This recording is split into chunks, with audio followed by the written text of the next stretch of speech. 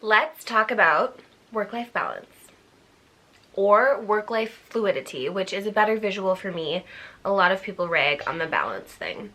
But, work-life balance isn't necessarily 8 hours here, 8 hours here, 8 hours here. Nor is it quitting your day job and just working on your full-on passion. I think the key to work-life balance is truly authenticity. Let me give you an example. I started being a pharmacist like a year and a half ago. So I'm new to this whole thing. And when you're new at a job and at a profession, you don't always speak your mind. You're grateful to get a job, first of all, albeit even if it's not 100% what you were made to do. And so that's sort of the position I was in. Started out as a part-time pharmacist. How I was going to get into full-time, which money, would be to manage. And I agreed to this. Managing never sounded like a great idea to me throughout school. And even so, I was like, okay, I'll give it a shot. Turns out not my thing. I was right. My hunch was right. And I just started fighting against the tide pretty much every day at work. It was a struggle for me to perform, and it was really draining, and all the signs that I was not aligned and this was not working out for me. I started to compartmentalize work and home. I didn't want to think about work. I was anxious thinking about work in any capacity. Anytime I had to bring anything home, I was resentful, and that really tipped me off that something wasn't right. However, I had a moment and an opportunity to be authentic at work. I can't remember how the conversation came up, but my boss was looking for a clinical pharmacist and thinking about expanding clinical services at the pharmacy. Little miss over here, never done a residency, very minimal. I did rotations about clinical services, but I'd always known that's where my heart is. I loved speaking with patients, working one-on-one with them. That's why I became a pharmacist. It somehow came up that I would love to do the clinical services, and it just really organically, she was like, let's put you in that position. I think you'd be great there.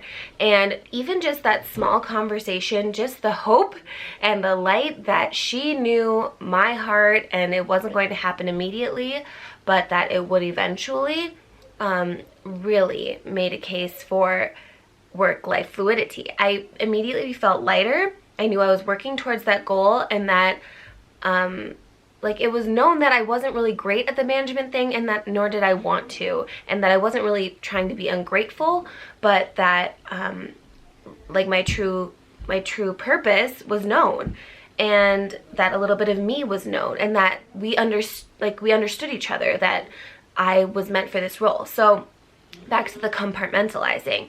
I no longer had to stop thinking about work immediately when I got home, and had to section myself off, hide myself in a way, because it was out in the open that I could be who I wanted to be, and I was working towards that goal. So I think really the key to work-life balance is fluid. It is authenticity, because I can be fluid, be myself. I don't have to pretend, I don't have to hide, I don't have to compartmentalize at work nor home. And when I do bring work home, I'm excited about it because it's something that I want to do. I'm not resentful towards it. And I don't mind spending a little extra time on a project. And I think that really opens up the fluid part of it, where you can bounce back between tasks and hats, because it doesn't feel like I need to gear myself up and prep so much and kind of work against who I am to do my job. So is that helpful? Does that make sense? And I just have really wanted to share that with all of you, because I feel like I'm not 100% there, and I still have to work at it daily, and work on showing parts of myself that, telling the truth isn't always easy, right? That whole thing. So sometimes it's hard to have the unpopular opinion or however, but you always feel better when you're sharing who you really are, because you don't have to really keep tabs on what did I say to this person, and how do I keep up with that image, because you're just truly yourself. So I hope that helped some of you, and it doesn't necessarily mean I'm quitting my job doing YouTube or coaching full-time. It means I've shown a little piece of myself in my professional world, and I'm somehow making that all mesh and mold together so that I've created this custom, unique, detail-oriented life. So share below what you do, how you might show yourself a little bit more in terms of creating the life you want.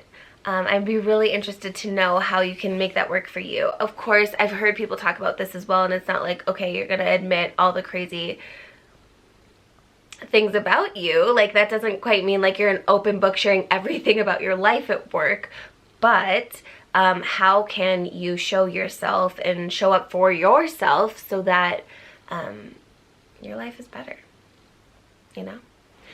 So this was fun, and I'm going to keep rolling, so I will see you in the next video. You can follow me on Instagram and find me at tidytour.com, find my coaching page and a little bit about me, and I'd love to work with you. Have a great day. Bye.